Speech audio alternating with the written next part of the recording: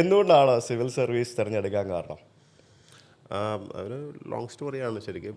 പലതവണ ബ്രീഫാക്കി പറയാം, പറഞ്ഞിട്ടുള്ളതാണ്. ലോങ് ആക്കി ശരിക്കും പറയാം, പറയാം. എങ്ങനെ വേണമെങ്കിലും പറയാം, ഇഷ്ടംപോലെ സമയമുണ്ട്. ആം, ഇത് ഒരു സുപ്രഭാതത്തിൽ തീരുമാനിച്ചൊന്നും ആയിരുന്നില്ല. പക്ഷേ കൊച്ചുകുട്ടിയായിരുന്നപ്പം അമ്മ ഡോക്ടറാണെന്ന് പറഞ്ഞല്ലോ. അപ്പം മെഡിക്കൽ കോളേജിൽ എന്തോ ഒരു സർവീസ് മാറ്റർ ആയിട്ട് ബന്ധപ്പെട്ടിട്ട് പ്രിൻസിപ്പളിനെ കാണാൻ പോയത് ഓർമ്മയുണ്ട്. അമ്മ പോവാണ്. അപ്പം ബോബനും മോളിലെയും പട്ടി ഫ്രെയിമിനകത്തുള്ള പോലെ ഞാനും കൂടെ പോകുന്നുണ്ട്. അപ്പം എനിക്ക് എന്താണെന്നൊന്നും മനസ്സിലാവുന്നൊന്നുമില്ല. എന്തോ ഒരു കാര്യത്തിന് പോവാണ്. എന്ത് പ്രായമുണ്ട്? എനിക്ക് 5-ൽ 6-ൽ ഓ ശരി, ഓക്കെ. ആയിരിക്കും. അപ്പോൾ ഇത് പ്രിൻസിപ്പളിനെ ചെന്ന് കാണുകയാണ്. പ്രിൻസിപ്പൾ ഒടുക്കത്തെ ജാട, ഫയലൊന്നും തല പൊക്കുന്നില്ല. അപ്പോൾ അമ്മയും ഞാനും അവിടെ ഇങ്ങനെ നിൽക്കുകയാണ്, സംസാരിക്കുകയാണ്. ഇത്രയൊക്കെ വേഗമായിട്ട് ഓർമ്മയുള്ളൂ. പക്ഷേ നമുക്കവിടെ ഒരു കാര്യം മനസ്സിലാവുമല്ലോ, വൈബ്സ് കിട്ടുമല്ലോ, ഈ അറഗൻസിൻ്റെ ഒരു വൈബ്സ് ഫീൽ ചെയ്യുമല്ലോ. അപ്പോൾ അത് ഫീൽ ചെയ്ത് എനിക്ക് ഓർമ്മയുണ്ട്. അവിടെ നിന്ന് കാര്യം നടക്കുന്നില്ല. അത് കഴിഞ്ഞ് ഡയറക്ടർ ഓഫ് മെഡിക്കൽ എഡ്യൂക്കേഷൻ എന്ന് പറയും, കുറച്ചുകൂടെ മേലെയുള്ള. അപ്പോൾ അദ്ദേഹത്തെ കാണാൻ പോകുന്നു. അദ്ദേഹം ഇതിനെക്കാട്ടിലും ചാടാം. ഇപ്പോൾ ഈ ദ വേ യു ബിഹേവ് അത് ഭയങ്കരമായിട്ട് സ്ട്രൈക്ക് ചെയ്യും. ഇതെല്ലാം കഴിഞ്ഞിട്ട് വൈകുന്നേരം ഒരു 5-5:30 മറ്റോ ആകുമ്പോഴാണെന്ന് തോന്നുന്നു സെക്രട്ടേറിയറ്റിലേക്ക് പോയത് ഓർമ്മയുണ്ട്. അപ്പോൾ it's same matter, transfer, promotion, what ever ആയിരുന്നു. അപ്പോൾ അവിടെ ചെന്ന് ഞങ്ങൾ വെയിറ്റ് ചെയ്യാണ്. ഇവരെക്കാട്ടിലൊക്കെ ഉയർന്ന ഏതോ ഒരു ഉദ്യോഗസ്ഥനെ എന്ന് മാത്രമേ എനിക്ക് അറിയുള്ളൂ. വെയിറ്റ് ചെയ്യുമ്പോൾ കുറേ കഴിയുമ്പോൾ താടിയൊക്കെ വെച്ചൊരു മനുഷ്യൻ ഓടിച്ചാടി എന്തോ ഒരു മീറ്റിംഗ് കഴിഞ്ഞിട്ട് ഇതിനകത്തോട്ടേക്ക് വരുന്നു. അകത്തോട്ടേക്ക് ഞങ്ങളെയും വിളിപ്പിക്കുന്നു. എന്നിട്ട് ഇരുത്തിയിട്ട് ഇരിക്കാൻ പറയുന്നു ഫോർ എ ചേഞ്ച്. എന്നിട്ട് ഡോക്ടർ എന്താണ് ഇഷ്യൂ എന്നൊക്കെ പറയുന്നു. ഒരു കോഫി വരുന്നു.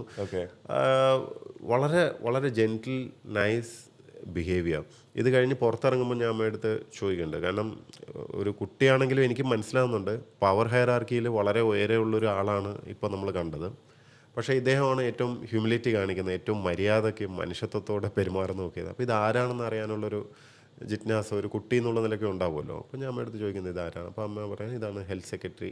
അങ്ങനെ ഇനി സിനിമാറ്റിക്കാണ്. നിങ്ങൾ ടെൻറ്റഡായി തിരിഞ്ഞു, ഞങ്ങളിങ്ങനെ സെക്രട്ടേറിയറ്റിലെ കോറിഡോറിലെ നടന്നു പോകുമ്പോൾ ഞാൻ ഇങ്ങനെ തിരിഞ്ഞു നോക്കുന്നു.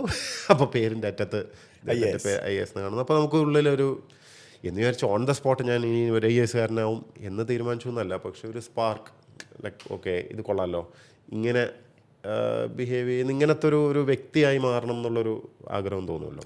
പിന്നീട് നമ്മൾ മസൂറി അക്കാഡമിയിൽ ട്രെയിനിങ് സമയത്ത് നമ്മുടെ അടുത്ത് പറയുന്ന ഇതാണ് ഓഫീസർ ലൈക്ക് ക്വാളിറ്റി എന്ന് പറഞ്ഞാൽ OLQ എന്ന് പറയുന്ന ഇത്. നമ്മൾ റെസ്പോൺസിബിലിറ്റിയും അക്കൗണ്ടബിലിറ്റിയും ഈ റോ പവർ ഇതൊക്കെ കൂടുന്തോറും നിങ്ങൾ കുറച്ചുകൂടെ കണക്റ്റഡായി നിൽക്കണം എന്നുള്ളതും, നമ്മൾ അപ്പുറത്തെ സൈഡിൽ നിൽക്കുമ്പോൾ എങ്ങനെയാണോ ബിഹേവ് ചെയ്യാൻ നിങ്ങൾ ആഗ്രഹിക്കുന്നത് അതുപോലെ you should give it back എന്നുള്ളൊരു കോൺസെപ്റ്റ് ഉണ്ടല്ലോ. This is something that has really സ്ട്രക്ക് me always. Okay. അപ്പോൾ നിയമം പഠിക്കാൻ പോയത്?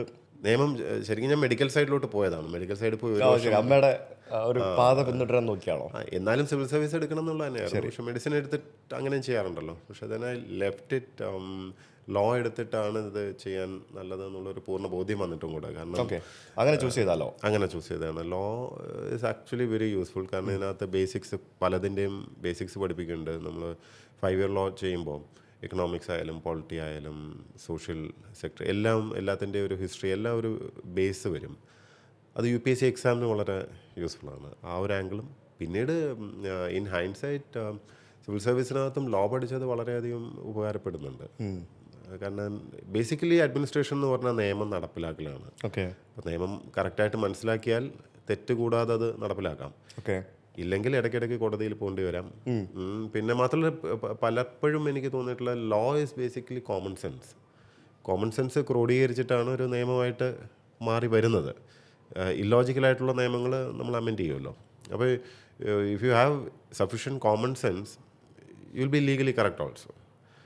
ലോ ഒരുവിധം പഠിച്ചിട്ടും ഉണ്ടെങ്കിൽ ഒരല്പം കോമൺ സെൻസും ഉണ്ടെങ്കിൽ as a administrator you can be far better എന്ന് തോന്നിയിട്ടുണ്ട്.